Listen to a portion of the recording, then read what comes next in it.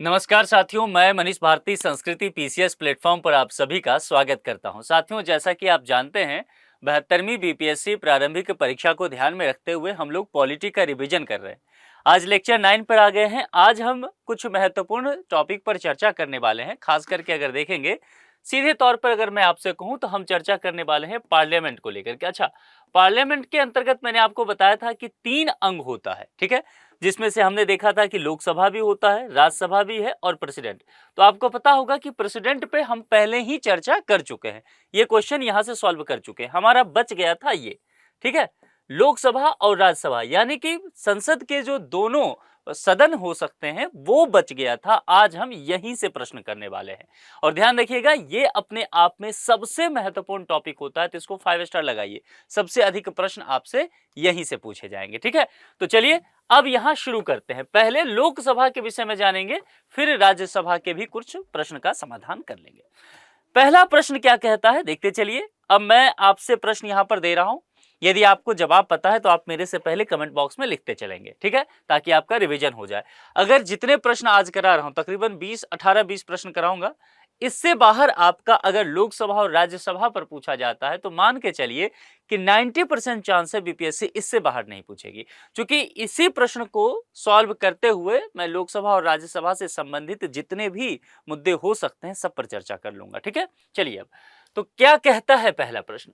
लोकसभा सदस्य, राज्यसभा सदस्य एवं राष्ट्रपति बनने के लिए न्यूनतम उम्र क्या होनी चाहिए। ये 2024 में देखेंगे 70वीं बीपीएससी का री एग्जाम जो हुआ था, पेपर लीक की बात की गई थी, फिर दोबारा जो एग्जाम हुआ था उसमें पूछा गया था। ये प्रश्न अपने आप में बहुत अच्छा है। और एक बात बता दूं, अगर आप पीवाईक्यू देखेंगे, प्रीवियस ईयर क्वेश्चन को देखेंगे, तो कम से कम केवल मैं बीपीएससी की बात कर रहा हूं, पिछले 15 साल में यही टॉपिक घूम फिर के कहीं पर राष्ट्रपति बनने की उम्र पूछ लिया गया है, कहीं पर यह पूछ लिया गया है कि राज्यसभा सदस्य की योग्यता क्या होनी चाहिए और उसमें उम्र एक लाइन दे दिया गया है, कहीं पर लोकसभा के लिए उम्र पूछ लिया गया है। कम से कम 5 से 6 बार आ चुका है ना। अगर आप 2005 के बाद की स्थिति देखेंगे, 20 साल का क्वेश्चन पेपर देख लीजिए, 5 से 6 बार या इससे भी अधिक आपको देखने को मिलेगा, क्योंकि ये एज कहीं कहीं स्टेटमेंट के रूप में भी आया है। तो समझ लीजिए ये अपने आप में बहुत महत्वपूर्ण है और बहुत सारे लोग ये गलत करके भी आते हैं, है ना। कई बार हम समझते हैं कि ये सब तो बहुत आसान होगा, लेकिन गलतियां होती है। कहां पर देखिए, लोकसभा सदस्य को लेकर के पूछा गया। हमारे पास 3 चीजें हैं, लोकसभा सदस्य, राज्यसभा सदस्य और राष्ट्रपति। पहली बात क्या है कि क्या ये जो तीनों अलग अलग बनने वाले लोग हैं, क्या इनके एज में डिफरेंस है। तो पहला जवाब तो है कि हाँ है, ठीक है। अलग अलग एज ग्रुप इनके लिए रखा गया है, इसमें कोई दो राय की बात नहीं है। अब लोकसभा सदस्य की बात करेंगे तो इसके लिए आप जैसा कि जानते हैं तमाम तरह की अहर्ताएं बताई गई है। कहा गया है कि भाई कितने उम्र होने चाहिए, देश का नागरिक होना चाहिए, तमाम चीजें है ना। तो उसमें एक एज भी है जिसके अंतर्गत कहा गया है कि यदि आप 25 वर्ष अपने जीवन का पूरा कर लेते हैं तो आप लोकसभा सदस्य बनने के लिए योग्य हो गए। तमाम तरह की योग्यताएं में एक योग्यता उम्र का भी है। तो आप लोग यदि जो भी एग्जाम दे रहे हैं और अगर आपका उम्र 25 साल अभी तक नहीं हुआ है तो घबराने की आवश्यकता नहीं है। 25 साल जैसे ही होंगे तो आप लोकसभा के चुनाव लड़ने के लिए योग्य हो जाएंगे, ठीक है। देखिए संभावनाएं जीवन में बहुत सारा है। अब चलिए यहां पर राज्यसभा की बात करते हैं कि फिर राज्यसभा कितना होगा। तो अब यहां पर सोचना है, अब आपको नहीं याद है मान लेते हैं चीजें, तो इतना तो पता होगा कि राज्यसभा को उच्च सदन कहते हैं, अपर हाउस कहा जाता है संसद के 2 सदन में, और इसे वरिष्ठों का सदन कहते हैं। अब वरिष्ठों का सदन कहेंगे तो भाई इतना तो क्लियर है ना कि इससे ज्यादा उम्र तो होना ही चाहिए, ठीक है। अब इससे ज्यादा उम्र रखा भी गया है और कहा गया है कि कम से कम 30 साल के तो होने ही चाहिए अगर आपको राज्यसभा का सदस्य बनना है तो। क्लियर है। अब देखिए यह इसमें तमाम तरह की योग्यता में एक योग्यता यह भी है, अभी तक आप लोग जो एग्जाम दे रहे हैं 30 साल के उम्र को नहीं प्राप्त किए हैं तो आपके लिए यहां पर संभावना बनी हुई है। जैसे ही आप 30 साल के हो जाएंगे राज्यसभा के मेंबर बनने के लिए एकदम योग्य हो गए, ठीक है। तो जीवन में संभावना यहां पर भी बना हुआ है। अब ये सारी चीजें जो देखेंगे तो अगर हम आपसे ये पूछे या एग्जाम में ये पूछ लिया जाए कि आप बता तो रहे हो किस अनुच्छेद के तहत, तो आर्टिकल 84 के अंतर्गत कहा गया। और 84 में भी थोड़ा सा अगर आपसे और पूछ ले तो बी या हिंदी में ख कह लीजिए, इसके अंतर्गत ये चर्चा किया गया है। इतनी बातें ध्यान रहेगा। अब चलिए एक चीज और है यहाँ पर, वो क्या है, प्रेसिडेंट को लेकर के राष्ट्रपति की उम्र क्या होनी चाहिए। राष्ट्रपति बनने की भी तमाम तरह की योग्यताएं हैं और उसके बाद एज भी एक योग्यता है। तो इसके अंतर्गत कहा गया है कि उनका न्यूनतम जो उम्र रहेगा, देखिए यहां है, कॉमन सेंस लगाइए, 25 से ज्यादा 30 से कुछ ज्यादा ही होगा, और वह कितना होगा, 35 वर्ष रखा गया है। तो कुल मिलाकर के थोड़ा सा कॉमन सेंस भी लगाएंगे तो आपका काम यहां पर बन जाएगा। और यह भी पूछा जा सकता है कि यह भी लगे हाथ बता दो कि किस आर्टिकल के अंतर्गत ये कहा गया है। तो 58 के तहत, और उसमें भी थोड़ा डिटेल जाए तो 58(1) ख के अंतर्गत ये बातें की गई है। तो अब यहां पर देखिए कौन सा विकल्प आपको सही नजर आता है। तो यहां हमने देखा कि भाई 25 बिठाइए, यहां पर 30 बिठाइए और यहां पर 35 बिठाइए। तो यदि अभी तक आप 35 साल के नहीं हुए हैं तो घबराने की बात नहीं है। जैसे ही आप 35 साल के हो जाएंगे आप राष्ट्रपति बनने के योग्य हो गए। देखिए जीवन में संभावनाएं हमेशा बना हुआ है, तो जीवन से निराश नहीं होना है किसी भी क्षण। 25, 30 और 35 यानी कि ए विकल्प के साथ जाएंगे। ये चीजें क्लियर है ना। देखिए 2024 में ही पूछा गया है, तो ये ध्यान रखना है, इस तरह के प्रश्न आएंगे आपके समक्ष। अब चलते हैं अगला।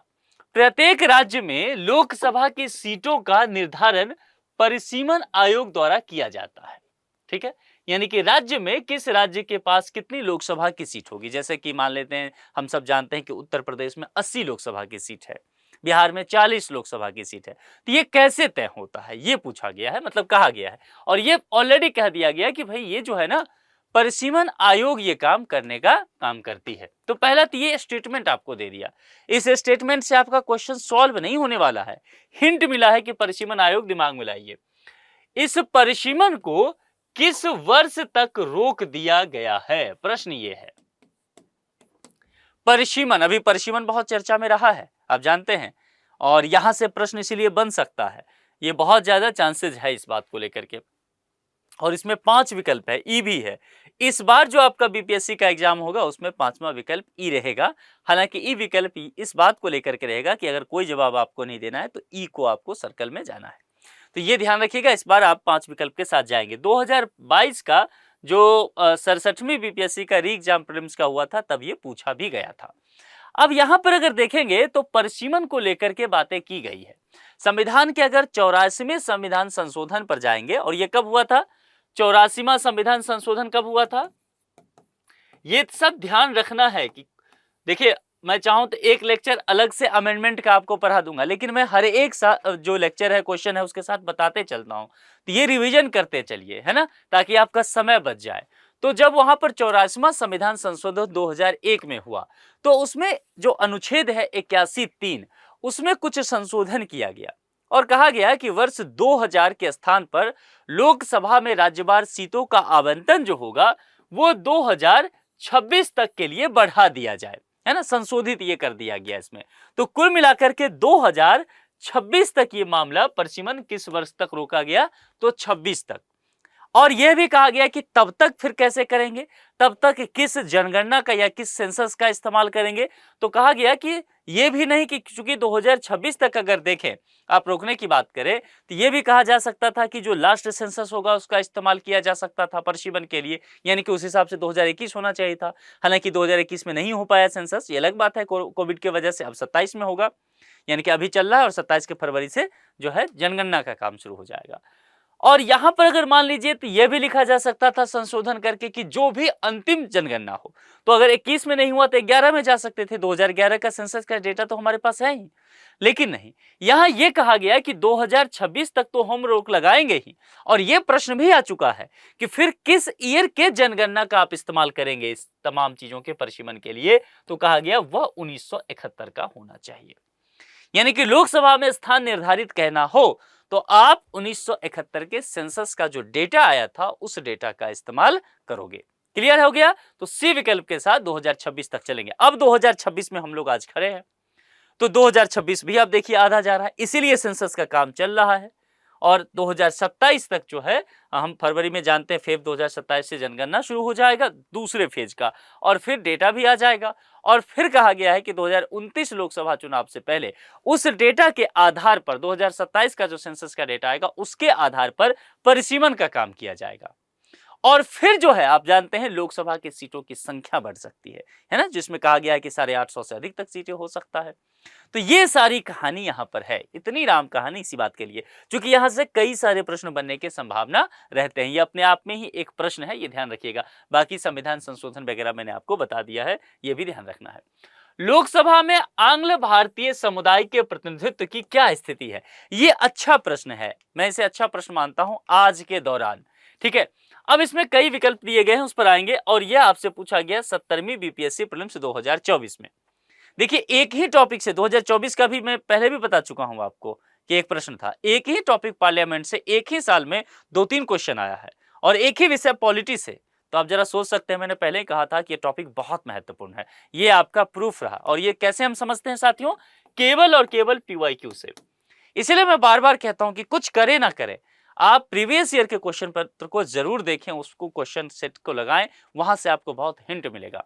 अब चलिए 4 यहां पर दिया गया, सबसे पहले पढ़ लेते हैं एक बार क्या है।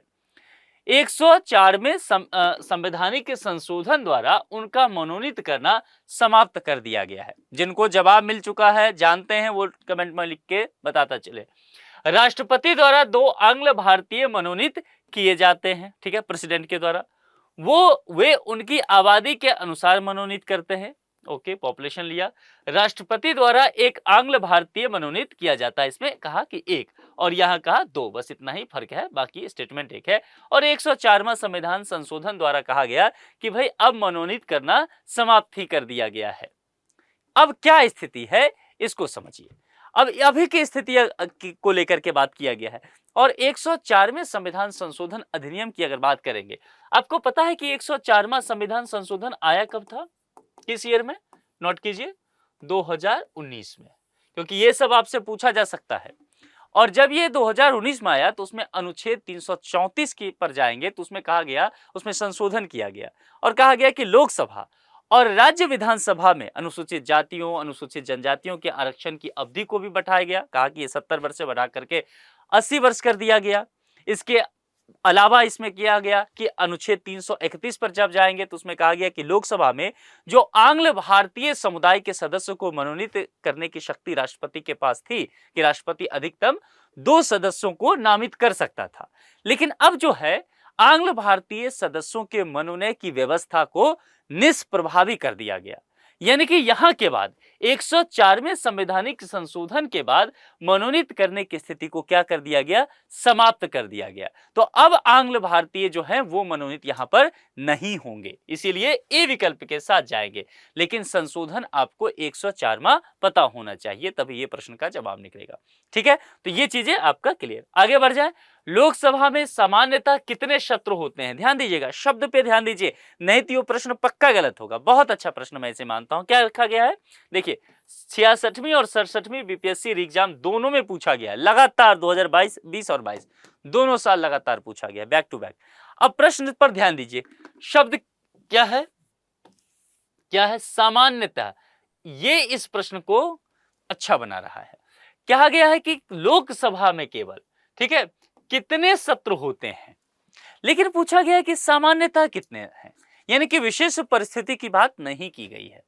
कहा गया है कि केवल आप बता दीजिए कि सब कुछ सही रहता है तो कितना होगा। अब अगर देखेंगे भारत के संविधान में अनुच्छेद 85 पर चलेंगे, 85, तो उसमें कहा गया है कि संसद के सत्र, सत्रावसान और विघटन, इन तमाम चीजों का प्रबंध किया गया है। किसमें किया गया है? आर्टिकल 85 में। क्या किया गया है कि भाई सत्र की शुरुआत कैसे होगा, सत्रावसान कैसे होगा, या जो हम कहते हैं कि सत्र है, संसद है, उसको विघटन कैसे करना है, ये तमाम चीजें उसके अंतर्गत बताई गई है। अब जब आगे बढ़ेंगे, कहा गया कि सामान्यतः लोकसभा में कितने सत्र होंगे, तो उसके अंतर्गत अगर आप देखें चीजों को सही से, अगर साल की शुरुआत से ही देखें, तो प्रत्येक साल के शुरुआत में फरवरी से मई के महीने तक के बीच में आपको देखने को मिलेगा कि बजट सत्र हो ही जाता है। अमूमन फरवरी में ही हो जाता है। तो पहला तो अगर आप यहां देखेंगे तो वह क्या हो जाएगा? बजट सत्र, अमूमन ये हो जाएगा। अब फरवरी से मई के आसपास हो गया, आगे बढ़िए थोड़ा सा और जून जुलाई में आइए। अब जून जुलाई में क्या होता है, अगस्त वगैरह में मानसून का समय होता है, बारिश होने लगती है, उसी के नाम पर एक सत्र पड़ गया।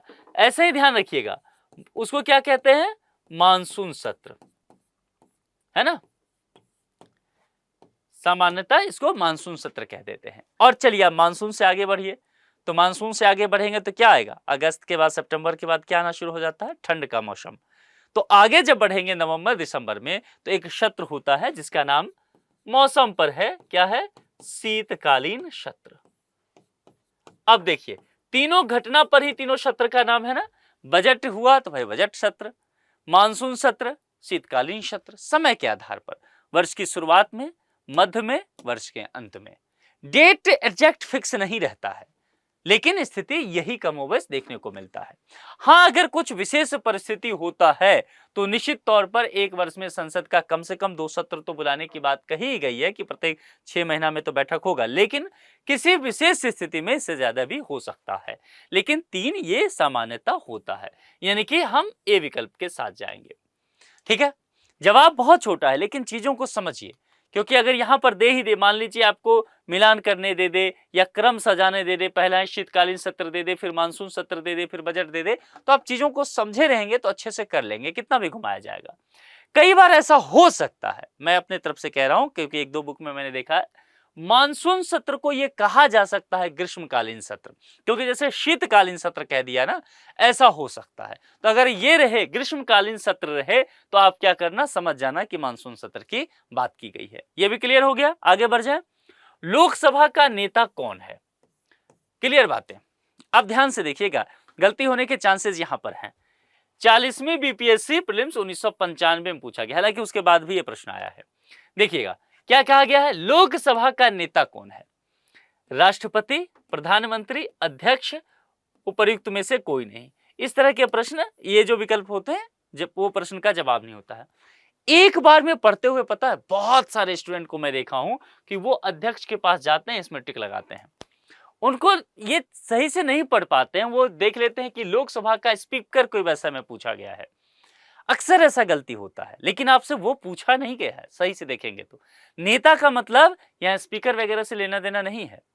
कहने का तात्पर्य है कि लोकसभा का लीडर कौन होगा, लीडर कौन होगा जिसको कहीं ना कहीं देखेंगे कि लोकसभा में या जो सत्ता पक्ष का व्यक्ति है, जिसको सत्ता पक्ष में अपना लीडर चुना है, यानी कि कुल मिलाकर के वो कहीं ना कहीं सदन का नेता होगा, और सही से कहा जाए तो वो प्रधानमंत्री हो सकता है ना। तो कुल मिलाकर के आप देखेंगे यह प्रधानमंत्री होगा, यानी कि वी विकल्प के साथ हम सब जाएंगे। भाई जिसके पास बहुमत होगा वही तो सरकार बनाएगा ना, तो वही प्रधानमंत्री होगा, तो लोकसभा के नेता के रूप में वही देखने को हमें मिलेगा। ठीक है, लोकसभा के स्पीकर का निर्वाचन होता है, यह भी बेहद महत्वपूर्ण है।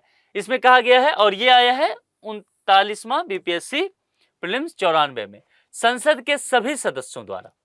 यहां स्पीकर के निर्वाचन को लेकर के आपसे प्रश्न पूछा गया है, यानी कि लोकसभा के जो अध्यक्ष होंगे, अभी कौन है, ओम बिरला, तो इनका निर्वाचन कैसे हुआ। देखिए, संसद के सभी सदस्यों द्वारा, अब यहां शब्द है सभी, ये भी ध्यान देना है, प्रत्यक्ष रूप से जनता के द्वारा, लोकसभा के सभी सदस्यों द्वारा, और लोकसभा में बहुमत प्राप्त दल के सदस्यों द्वारा, है ना। यहां पर शब्द संसद, इसलिए कीवर्ड को पकड़िए, कीवर्ड अगर पकड़ना सीख जाएंगे, खेलना सीख जाएंगे तो आपका काम बन जाएगा। ठीक है, अब यहां पर 3-4 बातें कही गई है। लोकसभा के अगर स्पीकर का निर्वाचन की बात करेंगे तो जैसा कि मैंने कहा था कि अगर पार्लियामेंट की स्थिति देखने को आपको मिले तो 3 भाग, ये ध्यान रखिएगा। तो अगर लोकसभा है, राज्यसभा है और प्रेसिडेंट है, तो यहां पर तो प्रेसिडेंट की चर्चा है नहीं। राज्यसभा में कौन होते हैं, सभापति, और सभापति कौन होंगे, पदेन होंगे, जो कि वाइस प्रेसिडेंट होंगे, जो भी देश के जो भी होंगे वो अपने आप वहां पर सभापति हो जाएंगे। लेकिन यहां पर कौन होंगे, यहां पर तो स्पीकर होंगे, और स्पीकर का क्या होगा, इलेक्शन होगा, चुनाव होगा। कई बार अगर विपक्ष अपना ना उम्मीदवार उतारे तो निर्विरोध भी हो सकता है। तो अब बताइए कि चुनाव कौन करेगा, ये लोकसभा का काम चल रहा है ना, तो तमाम लोकसभा के सदस्य मिलकर के चुनाव करेंगे ना। तो लोकसभा के स्पीकर का निर्वाचन जो है लोकसभा के सभी सदस्यों के द्वारा किया जाता है, यह ध्यान रखना है। अब इस प्रश्न में क्या क्या गलती है इसको समझिए, कीवर्ड को पकड़ना सीखिए। यहां पर बहुत गलतियां होती है। पहला ही, और इस बार गलत हुआ भी था, बीपीएससी ने भी शायद इसका गलत आंसर दिया था, लेकिन ध्यान से रखिएगा, संसद के सभी सदस्यों द्वारा। जैसे ही स्टूडेंट ये देखते हैं खट से टिक मारते हैं कि हाँ हाँ जवाब मिल गया, बहुत इजी क्वेश्चन आया था, आगे बढ़ो, और ये गलत जवाब है, क्योंकि यहां संसद लिखा हुआ है, प्रश्न में लोकसभा है, संसद का मतलब राज्यसभा भी होता है, तो राज्यसभा के सदस्य नहीं आते हैं इसमें पार्टिसिपेट करने के लिए, इसमें लोकसभा के जो सदस्य रहेंगे वही वोट कर रहे होंगे। तो यहां संसद के वजह से केवल यह गलत हुआ है, शब्द के वजह से, जनता तो है ही नहीं, लोकसभा के सभी सदस्यों द्वारा, और ये बहुमत दल के नहीं, बहुमत दल के भी नहीं, सभी होंगे, विपक्ष भी, तभी तो चुनाव हुआ ना, ये भी गलत, ये सही है, लोकसभा के सभी सदस्यों द्वारा। सी विकल्प के साथ जाइए। मामला समझ में आ रहा है? और अभी लोकसभा के अध्यक्ष कौन है बताया था, ओम बिरला, ध्यान रखिएगा। चलिए आगे बढ़ते हैं 7वें पर, धन विधेयक पेश किया जाता है, ये अच्छा प्रश्न है, मैं इसीलिए इसको अच्छा प्रश्न कह रहा हूं क्योंकि धन विधेयक को लेकर के बहुत बार प्रश्न पूछा गया है और 63वीं बीपीएससी प्रीलिम्स 2017 में यह प्रश्न आ चुका है। तो यहां ध्यान रखिएगा, धन विधेयक जो पेश किया जाता है ना, वह केवल और केवल लोकसभा में किया जाता है। ए विकल्प के साथ जाइए। और यही एक विवाद भी होता है, विवाद मेंस में जब जाएंगे, प्रीलिम्स के लिए इतना जरूरी है आपके लिए, थोड़ा बता देता हूं, लेकिन जब मेंस में आप लिख रहे होंगे, यूपीएससी में भी इस पर प्रश्न आ चुका है इसी बात को लेकर के, और वो प्रश्न आया है राज्यसभा को लेकर के कि क्या राज्यसभा की स्थिति जो पार्लियामेंट में है वो दोयम दर्जे के सदन के रूप में है, क्या लोकसभा को अधिक शक्ति मिला है, ये समझने की बात है। चूंकि और उसका जवाब तर्क ये होता है कि धन विधेयक जैसा जो मामला है वह केवल और केवल लोकसभा में पेश हो सकता है, राज्यसभा में तो आ ही नहीं सकता है। तो इस स्थिति में क्या राज्यसभा दोयम दर्जे की स्थिति में, यह प्रश्न पूछा जाता है। तो इस तरह की चीजों पर आपको थोड़ा ध्यान भी रखना है। ए विकल्प के साथ जाएगा और मेंस में डिबेट होगा इस पर, ठीक है। भारतीय संविधान के किस अनुच्छेद के तहत, ध्यान देना है, कुछ आर्टिकल हैं उससे संबंधित कुछ बातें हैं, वार्षिक वित्तीय विवरण बजट संसद के समक्ष प्रस्तुत किया जाना आवश्यक है। अब एक बात बताता हूं, उस पर ध्यान देना है आपको, यह शब्द ध्यान देखिएगा, वार्षिक वित्तीय विवरण, यहां तो ब्रैकेट में बजट दे दिया है, इसको मेहरबानी समझना है क्योंकि हो सकता है ना दिया जाए। वार्षिक वित्तीय विवरण अपने आप में ही बजट कहा जाता है। मतलब अगर संविधान आप पढ़ेंगे और संविधान का अनुच्छेद 112 पढ़ेंगे तो 112 में आपको बजट शब्द नहीं लिखा गया है। भारत के संविधान में बजट शब्द की चर्चा नहीं है, है क्या, वार्षिक वित्तीय विवरण। तो वार्षिक वित्तीय विवरण को ही हम बजट कह देते हैं पॉपुलर में। किसी प्रश्न में मान लीजिए आ जाए, इसी प्रश्न में बजट ना लिखा होता, सिर्फ ये रहता भारतीय संविधान के किस अनुच्छेद के तहत वार्षिक वित्तीय विवरण संसद के समक्ष प्रस्तुत किया जाना आवश्यक है, और आप पूरा रट्टा मार के गए एकदम बजट बजट बजट, और था ही नहीं बजट, और है भी बजट, क्योंकि बजट का नाम ओरिजिनल ये है, सर्टिफिकेट पे ये नाम है, गांव घर में ये नाम से बुलाते हैं सब। तो ये ध्यान रखना है, घर वाला नाम भी पता हो, चूंकि प्रश्न यहां से आ सकता है, लेकिन सर्टिफिकेट वाला भी, स्कूल का जो सर्टिफिकेट मैट्रिकुलेशन का है उस पे जो नाम है, तो वार्षिक वित्तीय विवरण आपको पता होना चाहिए, नहीं तो आप अपना काम खराब करेंगे। बस इस प्रश्न में मुझे आपको ये समझाना था। बाकी अनुच्छेद 112 बहुत इजी प्रश्न है, लेकिन ये चीजें आपको पता होनी चाहिए, क्योंकि हमारा असल मकसद यहाँ पर यही था, आपको समझाना। अब चलिए 9वें प्रश्न के तरफ चलते हैं। ये कहता है कि संसद के संयुक्त सत्र की अध्यक्षता कौन करता है। संयुक्त सत्र की बात की गई है। संयुक्त सत्र कहने का तात्पर्य क्या होता है ये समझ लीजिए। कोई ऐसा मुद्दा है जिस पर सदन के दोनों ही, आप कह सकते हैं संसद के दोनों ही सदन को बैठना पड़ गया, यानी कि लोकसभा और राज्यसभा दोनों को आना पड़ गया, दोनों के सत्र एक साथ हो रहे हैं, उसी को संयुक्त सत्र कहा जाता है। अब यहां पर एक बात है कि फिर इसकी अध्यक्षता कौन करेगा, और दूसरी बात किस अनुच्छेद में इस बात को लेकर के चर्चा किया गया है।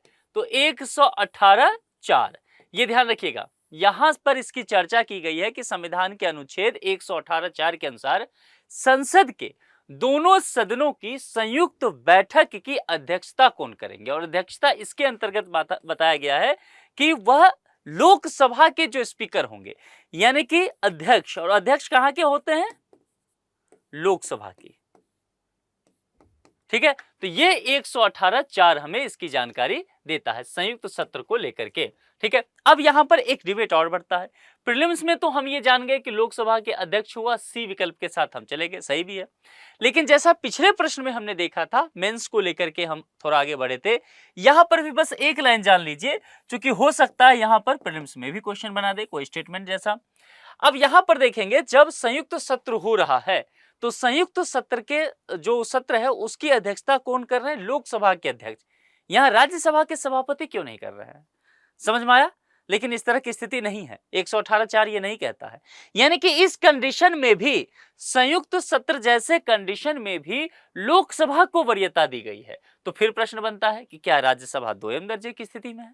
यही बात मैंने कहा, इसको लेकर के डिबेट होते रहता है, ये मेंस में डिबेट कीजिएगा। ठीक है, और कहीं स्टेटमेंट में आ गया प्रीलिम्स में तो आपकी समझ रहेगी, तो आप इसे निकाल ले जाएंगे। आगे चले, संसद में कटौती प्रस्ताव का उद्देश्य क्या होता है? फिर से एक बार प्रश्न देखिए, यह प्रश्न बहुत अच्छा है और ये 2024 जो अभी अभी 70वीं बीपीएससी का प्रीलिम्स हुआ था उसी में ये पूछा गया था। अब चलिए यहां पर विकल्प देखिए, सरकार के बजट प्रस्तावों के खर्चों में कटौती का प्रस्ताव प्रस्तुत करना, सरकार की दैनिक वित्तीय खर्चों पर रोक, सरकार की संचित निधि से अनुदान पर रोक और सरकार के अनुदान पर रोक। देखिए यहां पर जो कटौती जो प्रस्ताव की बात करते हैं, यानी कि कट मोशन इसको कहते हैं। दरअसल ये केंद्रीय बजट की जो अनुदान मांग है उसमें संशोधन करने के लिए संसद के जो निचले सदन है, लोकसभा में प्रस्तुत किया जाने वाला ये एक तरह का प्रस्ताव होता है, जिसको कटौती प्रस्ताव के तौर पर यहां पर कहा जाता है। इसका मुख्य उद्देश्य क्या है कि सरकार के जो बजट प्रस्ताव आए हैं उसके खर्च में कटौती का प्रस्ताव प्रस्तुत करना। दैनिक खर्च, संचित निधि या अनुदान पर रोक लगाने जैसी स्थिति नहीं है। तो 10 के ए के साथ हम चलेंगे। आगे बढ़े 11, लोकसभा के अध्यक्ष को प्राप्त है, क्या प्राप्त है भाई? देखते हैं, केवल समान मत होने की स्थिति में मतदान करना। समान मत हो जाएगा, और केवल शब्द है, ध्यान रखिएगा। सदन के यहां पर अन्य सदस्यों की भांति मतदान का अधिकार, 2 मताधिकार, ध्यान देना, एक समान अवधि में और दूसरा समान मत होने पर, और मतदान होने का अधिकार ही ना हो। अब आप अगर ठीक से समझने की कोशिश करें, और यह भी 70वीं बीपीएससी 2024 में पूछा गया, देख लीजिए, मैं बार बार कह रहा हूं 2024 का पेपर देखिए, एक ही टॉपिक से कितने प्रश्न पूछेंगे। 20 में भी ऐसा हुआ था, 16 में भी ऐसा हुआ था, क्या पता 26 में भी ऐसा हो जाए। टॉपिक बहुत महत्वपूर्ण है पार्लियामेंट का। अच्छा, इसमें क्या करते हैं, एलिमिनेशन प्रोसेस अपनाते हैं। ठीक है, अब देखेंगे, मतदान का अधिकार नहीं, ये अगर आप थोड़े भी पॉलिटी पढ़े तो आप कहेंगे भाई इसको तो बाहर कर ही दीजिए, इससे तो हमारा कोई वास्ता ही नहीं।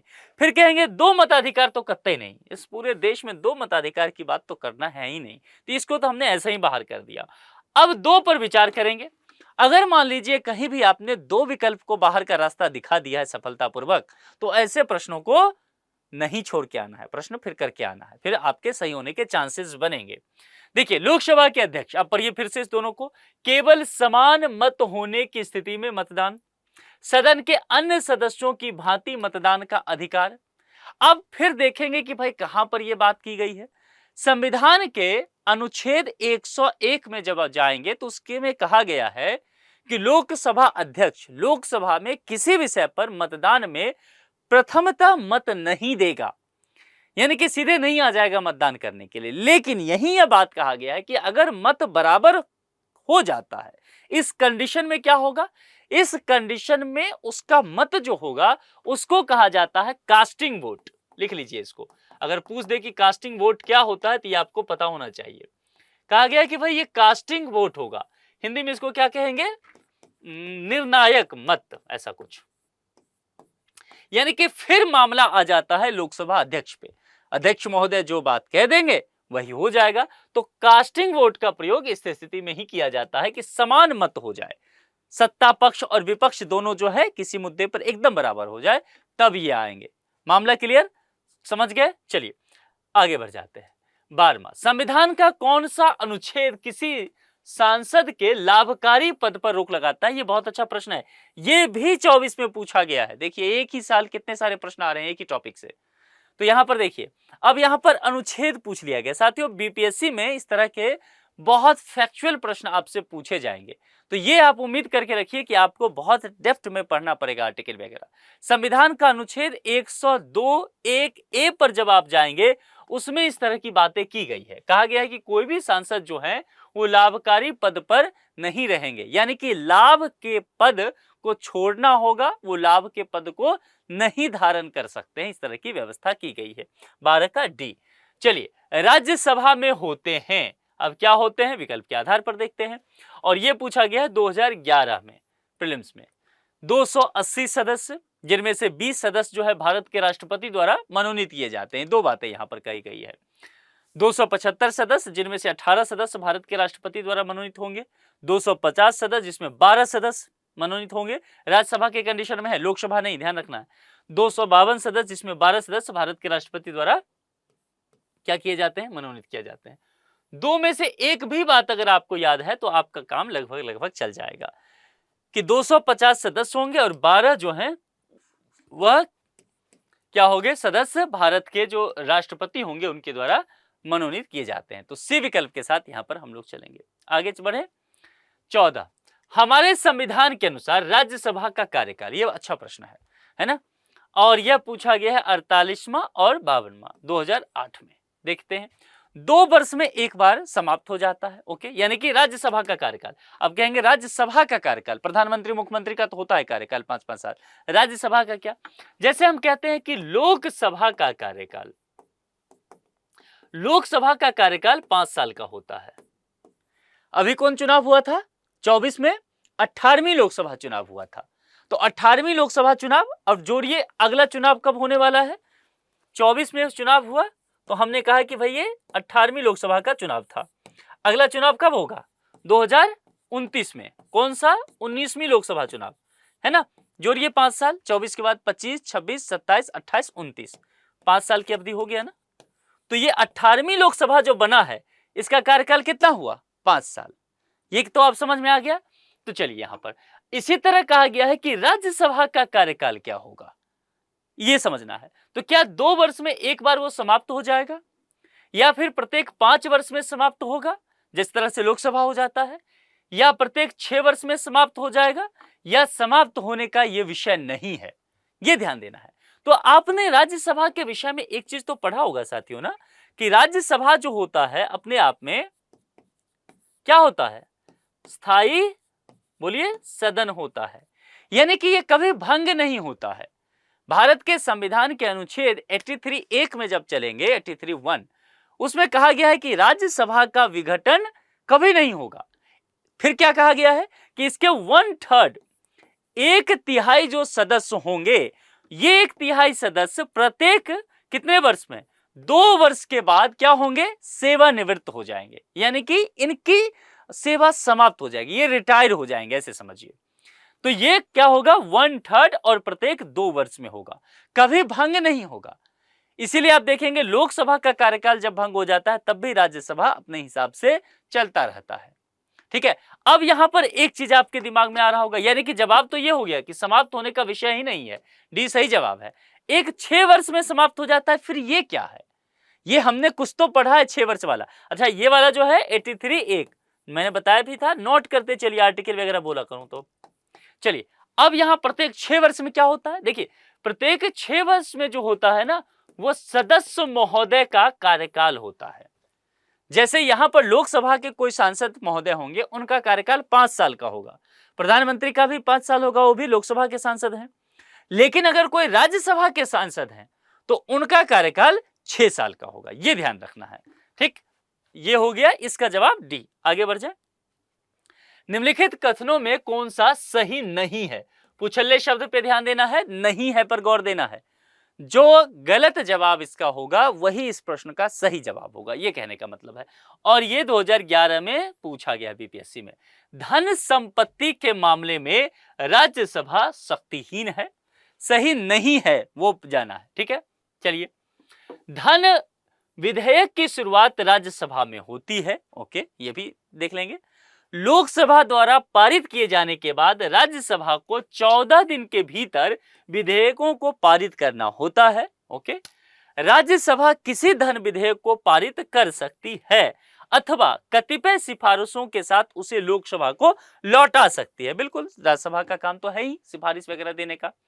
अब कहा गया था कि कौन सा सही नहीं है, तो एक एक करके देखते हैं कि कौन सा सही है कौन सा गलत है। ठीक, चलिए, धन संपत्ति के मामले में राज्यसभा शक्तिहीन है क्या? निश्चित तौर पर यह बात हमें समझ में आता है, और खास करके धन विधेयक की अगर चर्चा करेंगे, जो आगे कहा भी है कि धन विधेयक की शुरुआत क्या राज्यसभा में हो सकता है? नहीं हो सकता है। धन विधेयक की शुरुआत राज्यसभा में की ही नहीं जा सकती। संविधान का अनुच्छेद 109(1) पर जाएंगे, उसमें कहा गया है कि धन विधेयक राज्यसभा में पुनः स्थापित नहीं किया जाएगा, पुनः स्थापित भी नहीं होगा। और अनुच्छेद 109(2) में जब आप जाएंगे, जो ये 14 दिन की बात यहां पर कही गई है, उसमें थोड़ा और क्लियर कर लीजिए। कहा गया है कि राज्यसभा को धन विधेयक 14 दिन के भीतर सिफारिश सहित लोकसभा को वापस करना पड़ेगा, यदि वो सिफारिश करते हैं तो। अब प्रश्न ये है कि ये सिफारिश कर देते हैं, मान लीजिए सिफारिश आ गया, तो सिफारिश पर लोकसभा फिर क्या विचार करेगी? क्या लोकसभा को उस सिफारिश को लागू करना अनिवार्य है? ध्यान देना है, लोकसभा इस सिफारिश को लागू करने के लिए बाध्य नहीं है, तो यह भी ध्यान रखना है।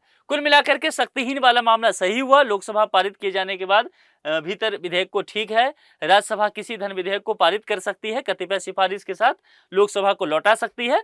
बस एक लाइन यहां पर शब्द जोड़ लीजिए, कहीं अगर अगला स्टेटमेंट पूछ दिया जाए, उस सिफारिश को मानने के लिए लोकसभा क्या है? बाध्य नहीं है।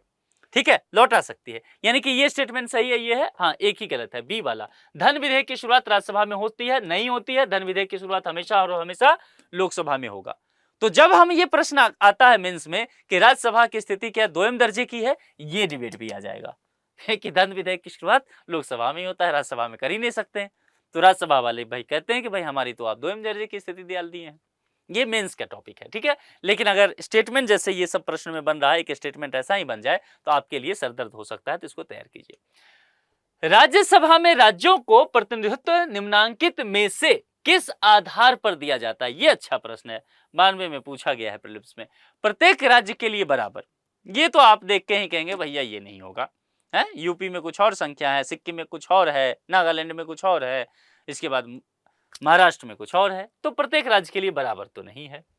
हाँ, एक चीज है, उनकी जनसंख्या के अनुपात में स्थान उनको दिया जाएगा, यानी कि जिसकी जनसंख्या उसके हिसाब से तय होगा, है ना। हालांकि कुछ राज्यों के लिए अलग से भी व्यवस्था किया गया है।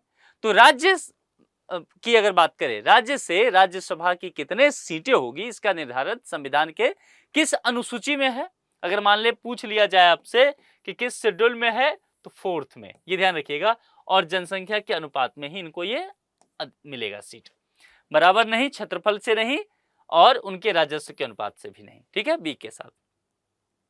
हालांकि कुछ छोटे छोटे राज्यों के लिए अलग प्रावधान है, ये ध्यान रखिएगा। संसद के दोनों सदनों का संयुक्त अधिवेशन आयोजित होता है। ये संयुक्त अधिवेशन का एक प्रश्न हम पहले कर चुके हैं, एक ही साल में देखेंगे, ये 95 में पूछा गया, ध्यान रखिएगा। तो यहां से देखेंगे 2 प्रश्न इस टॉपिक से आया है, केवल संयुक्त अधिवेशन से, तो इसका अंदाजा आप लगा सकते हैं कि महत्वपूर्ण है ये टॉपिक। अब चलिए, यहाँ 4 स्टेटमेंट दिया गया है, उत्तर चुनने कहा गया है, फिर विकल्प है। ओके, भारत के राष्ट्रपति के निर्वाचन के लिए संयुक्त अधिवेशन, ये पूछा गया है कि क्यों इसका इस्तेमाल होता है। तो राष्ट्रपति के निर्वाचन में हम सभी जानते हैं कि संयुक्त अधिवेशन बुलाने की आवश्यकता ही नहीं है। उपराष्ट्रपति के निर्वाचन के लिए भी आवश्यकता नहीं है।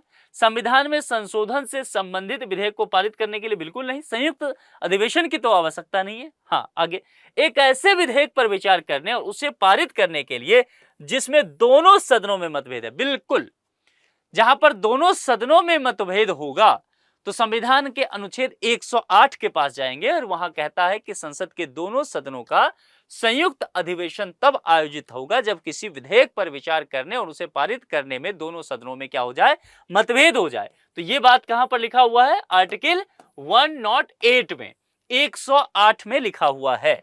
तो चौथा विकल्प जो है सही है, मतलब चौथा स्टेटमेंट सही है। तो यानी कि तीनों गलत हो गया ना, हाँ, चौथा ही सही हुआ, एकमात्र। देखिए तो एक नहीं, हाँ, केवल 4 है, यानी कि डी विकल्प जो है हमारा वो सही होगा। एक बार फिर से देख लीजिए, हाँ, चौथा ही सही है, तो डी विकल्प सही है।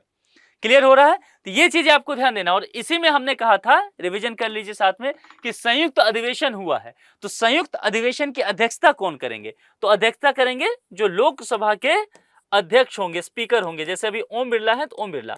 और इसी में मेंस का टॉपिक क्या होगा कि फिर इस कंडीशन में राज्यसभा क्या द्वयम दर्जे का है? यहीं से, ये पहले हम डिबेट कर चुके हैं। क्लियर हो गया? चौथे के साथ चलिए, आगे और है, हाँ एक प्रश्न और। संसद के सत्रावसान के समय, ओके, सत्रावसान हो रहा है, उसके समय अध्यादेश जारी करने की शक्ति किसमें निहित है? ये अच्छा प्रश्न है। अध्यादेश से प्रश्न आता है, 2005 में पूछा भी गया है। चलिए, और इसमें कहा गया है कि 4 विकल्प में क्या वो मंत्री परिषद के पास है? ओके, क्या है, अत्यावश्यक संसद की विधायी समिति के पास है, राष्ट्रपति के पास, प्रधानमंत्री के पास। राष्ट्रपति के पास। बहुत सिंपल क्वेश्चन है, मतलब प्रेसिडेंट एकदम सीधे तौर पर आप दे दिया है। जैसे कि आप जो एक आर्टिकल पढ़ते होंगे अध्यादेश के लिए, कौन सा, 123 वाला। हाँ, तो अनुच्छेद 123 में जाएंगे तो उसमें कहा गया कि संसद में यदि सत्रावसान होता है, उसके समय कोई ऐसा बहुत जरूरी मुद्दा हो जाता है जिसपे अविलंब कानून बनाना आवश्यक है और सत्र चल नहीं रहा है, तो भैया क्या करोगे, कैसे कानून बनाओगे? तो उसके लिए अध्यादेश की व्यवस्था की गई है और कहा गया है कि यह काम फिर कौन करेंगे अध्यादेश जारी करने का? प्रेसिडेंट ऑफ इंडिया करेंगे, क्योंकि संसद का सत्र नहीं चल रहा है। ठीक है, इसीलिए सी विकल्प के साथ जाएंगे, अध्यादेश इसी को कहा जाता है। कुल मिलाकर के यहां पर हमने देखा कि एक लंबा चौड़ा लिस्ट हमने कुछ प्रश्नों का देखा है और उसको हमने समाधान भी ढूंढ लिया है। यहां फिर से बता दूं कि ये बहुत इंपॉर्टेंट टॉपिक पार्लियामेंट का होता है और इसमें एक टॉपिक प्रेसिडेंट में पहले ही करा चुका हूं। तो कुल मिलाकर अगर संसद के टॉपिक को पढ़ेंगे पार्लियामेंट में तो बहुत सारे प्रश्न आपको देखने को मिलेगा। तो अच्छे से तैयारी कीजिए और यहां प्रश्न गलत आपसे नहीं होने चाहिए, क्योंकि यहां पर बहुत फैक्चुअल भी थोड़ा आर्टिकल वगैरह पूछा जाता है और थोड़ा कॉन्सेप्चुअल भी होता है, तो समझदारी भी दिखानी पड़ेगी आपको। कुछ फिर भी ना समझ में आया हो, कुछ और पूछना हो, जानना हो, कुछ बताना हो, तो कमेंट बॉक्स में आपका स्वागत है। आप अपनी विचार लिख भेजिए, अगले लेक्चर में हम उस पर डिस्कस कर लेंगे। आज जुड़ने के लिए इतना ही। आप सभी का बहुत बहुत शुक्रिया। Thank you so much.